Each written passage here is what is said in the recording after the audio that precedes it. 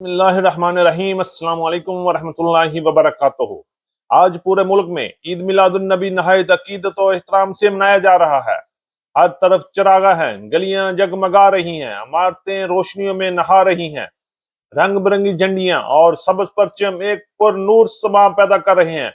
ایسا لگ رہا ہے جیسا پورا ملک خوشی اور محبت کے رنگوں میں رنگا ہوا ہے۔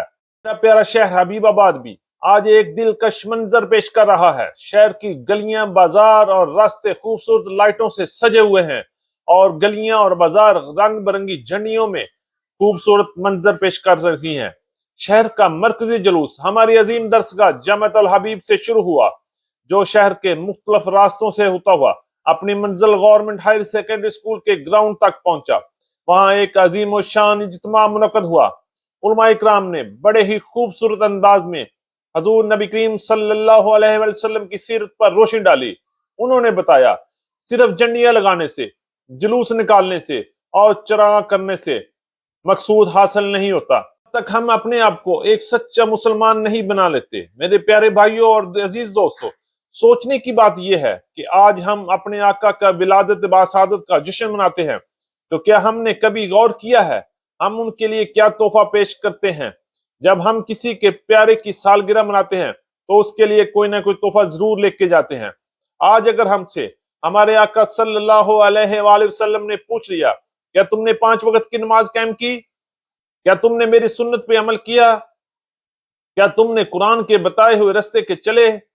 کیا تم نے سچائی اور انصاف اور نرمی کو اپنی زندگی کا حصہ بنایا؟ تو ہم کیا جواب دیں گے؟